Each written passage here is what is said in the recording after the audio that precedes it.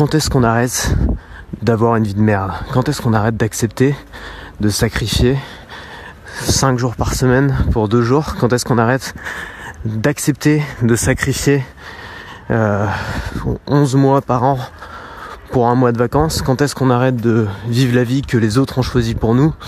Quand est-ce qu'on arrête de vivre selon les préceptes d'un patron, selon les préceptes d'une pression sociale? Quand est-ce qu'on arrête tout ça?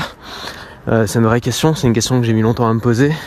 J'ai mis exactement 20 ans avant de me la poser. Il a fallu que je réfléchisse, il a fallu que je vois que d'autres gens pouvaient vivre différemment pour me dire en fait c'est peut-être possible de faire ça différemment. Simplement j'ai pas été conditionné pour ça et peut-être que pour toi c'est pareil. J'ai pas été conditionné pour te dire dans la vie tu peux avoir une vie cool, la kiffer et te faire plaisir. On m'a jamais dit ça. On m'a dit dans la vie c'est des sacrifices, c'est que des sacrifices. Tu vas avoir des enfants, gros sacrifice. Tu vas te mettre en couple, énorme sacrifice. Tu vas trouver un boulot, sacrifice. Tu vas sacrifier 20, 30 ans, 40 ans de ta vie. Pourquoi ? Pour avoir une petite retraite, pour être vieux, fatigué, malade, mais tranquille. Ouais, c'est bien. Je sais pas si ça vaut vraiment le coup. Je sais pas si on se fait pas un petit peu avoir dans cet échange-là. Je pense que l'être humain n'est pas fait pour être malheureux, contrairement à ce qu'on nous dit trop souvent. On nous fait croire que dans la vie il faut se sacrifier, que dans la vie il faut se flageller, que dans la vie il faut, je sais pas, il faut se mettre à genoux en fait. Et on nous fait croire que l'être humain c'est dans sa nature d'être malheureux. Puis quand t'es un petit peu trop heureux, on dit attention, t'es un peu trop heureux, t'as des gens qui sont malheureux, c'est pas juste. T'as pas le droit d'être heureux, surtout pas, parce que c'est pas juste pour ces gens-là. Et puis parfois ces gens-là c'est ceux qui le disent. Parce que comme moi je suis frustré, comme moi j'ai une vie de merde, je vais bien te dire que toi t'as pas le droit d'être heureux. Je vais tout faire pour que tu sois pas. Parce que je supporterais pas en fait. Je supporterais pas que tu sois plus heureux que moi. Des parents qui supporteraient pas que leur fils soit plus heureux qu'eux. Des profs qui supporteraient pas que leurs élèves soient plus heureux qu'eux. Des amis qui supporteraient pas que leurs amis soient plus heureux qu'eux. Et du coup on établit des barèmes. Ces barèmes, ça on te conditionne très tôt. Ça on est très fort pour ça. On te conditionne dès l'école primaire. T'es petit, t'es gamin, c'est bien d'être enfant. Toute la journée t'attends l'heure du goûter, tu regardes Canal J, c'est cool, t'es tranquille, t'es heureux. Mais fais attention, profites-en bien parce que c'est le dernier moment de ta vie où tu seras tranquille. C'est le dernier moment de ta vie où tu seras heureux parce qu'après t'as l'école. L'école c'est 15 ans de conditionnement pendant lesquels on t'apprend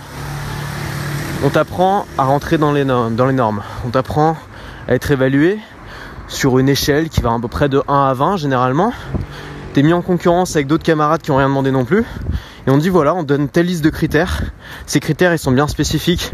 Souvent ils incluent pas la créativité, ils incluent pas la curiosité, ils incluent pas le sens de l'humour, ils incluent pas tous les trucs sympas. Et on te dit voilà, sur ces critères là, t'as intérêt à être bon. Parce que si t'es pas bon, grosse menace, attention, tu vas rater ta vie. Et ça c'est un nouveau truc, c'est rater sa vie. C'est bien parce que les gens qui ne te connaissent pas vont décider si t'as raté ta vie ou si t'as réussi. On va même te qualifier comme ça, on va dire tu es un raté. Pourquoi t'as raté ? Je sais pas. Parce que ta voiture est plus petite que la mienne. Parce que tu gagnes moins d'argent que moi. Parce que, je sais pas, parce que tu vis à la campagne. Donc t'es un raté, t'es un plouc, t'es un bouseux. Puis on va te mettre dans ces cases parce que ça nous rassure, tu vois, de dire que les autres sont des ratés.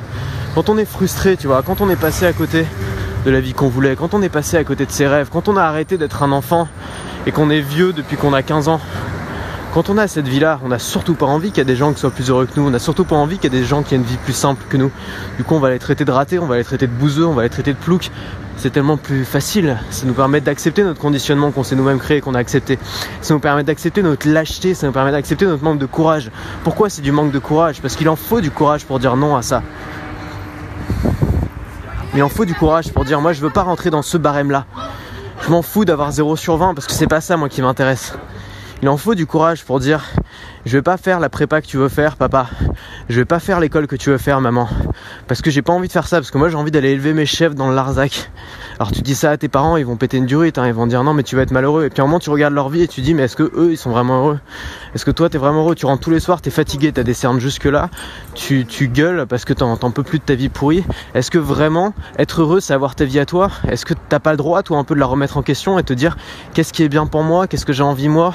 On te laisse même pas réfléchir à ça, on te conditionne dès que tu commences à aller à l'école en te mettant en compétition avec les autres, avec un barème qui est commun, qui est unique, et on te dit sur ce barème là, parce qu'il n'y en a qu'un seul, surtout pas sortir de l'entonnoir dans lequel on t'a mis. Il faut tous aller au fond de l'entonnoir, il y en a seulement quelques-uns qui vont réussir à passer, Les autres, ça va être des ratés. Il n'y a pas la place pour d'autres catégories, il n'y a pas la place pour d'autres types de personnes, il n'y a pas la place pour d'autres affinités. Et puis ça continue, ensuite ça continue au collège, au lycée. Et c'est vrai, et c'est de pire en pire. Aujourd'hui encore, je fais des cauchemars, tu me croiras ou non, mais je te le promets. Aujourd'hui encore, je fais des cauchemars où genre je suis à l'école, j'ai un contrôle, un examen dans 2 semaines ou dans 2 jours. Et j'arrive en retard, je sais pas comment me débrouiller, je suis en train de réfléchir, est-ce que je dois faire ça? Est-ce que je dois y aller? Est-ce que je dois suivre finalement? Parce que tout le monde me dit vas-y, sinon tu vas rater ta vie, ou est-ce que je dois faire mon truc sur internet chelou à côté? Et puis un jour j'ai découvert les blogueurs, je sais pas, je devais avoir 17 ans, c'était juste avant de passer le bac, j'avais le choix entre réviser le bac, faire comme tout le monde et puis m'intéresser à d'autres trucs. Et puis évidemment, j'ai pas fait exprès, parce que tout ça n'était pas prémédité, mais je me suis intéressé à d'autres trucs, j'ai découvert des blogueurs qui vivaient différemment. Les blogueurs, si tu parles des blogueurs à des gens qui sont bien respectables, et les blogueurs pour eux c'est des ratés, parce que évidemment tu vois les mecs ils vivent, tu vois, ils fument le chichon, ils vivent en Thaïlande toute l'année, tu dis qui sont ces mecs là quoi, tu vois, c'est pas une vraie vie, c'est pas une vie. Et pourtant souvent ces mecs là sont plus heureux, parce qu'ils ont juste eu du courage à un moment, le courage de dire moi je veux pas rentrer là-dedans, ça m'intéresse pas ce que tu me proposes, le projet que tu me proposes je le respecte très bien mais il m'intéresse pas. Moi c'est pas un projet pour moi j'ai envie d'un projet qui est différent. Ce projet il consiste pas forcément à gagner des milliers d'essence. Ce projet il consiste pas forcément à se la péter parce que j'ai une grosse montre, une grosse voiture. Ce projet il consiste pas à courir dans Paris avec mon téléphone à l'oreille, à aligner les rendez-vous pour montrer que je suis sérieux. Ce projet il consiste pas à passer mes journées devant un putain d'ordinateur sous Windows 80, sur Windows XP, allez on va être gentil. Ce projet il consiste pas à échanger 11 mois par an en faisant un boulot que j'aime pas pour 5 semaines de vacances dans lesquelles je vais absolument devoir en profiter, dans lesquelles je vais absolument devoir prendre plein de photos pour les mettre en fond d'écran de mon ordinateur au bureau. Est-ce qu'on est vraiment obligé de choisir cette option-là? Est-ce qu'on peut pas choisir une autre option? C'est juste la question que je voulais te poser, je te demande d'y réfléchir. Choisir une autre option. Une option qui n'est pas selon les critères des autres, qui n'est pas selon les critères de l'école, qui n'est pas selon les critères de tes parents, qui n'est pas selon les critères de tes amis. Parce que ces gens-là ne te veulent pas forcément du bien, et même s'ils le veulent, ils peuvent se tromper. Donc je t'invite à te poser la question, qu'est-ce qui est bon pour toi? La réponse, elle ne se trouvera pas à l'extérieur, elle ne se trouvera pas sur Google, elle se trouvera à l'intérieur de toi. Réfléchis, qu'est-ce que tu as vraiment envie? Je t'assure qu'il y a d'autres options. Tout le monde essaie de les camoufler, mais il y en a d'autres, elles existent, et tu ne seras pas un raté. Tu seras juste quelqu'un qui a eu le courage de faire ses propres choix.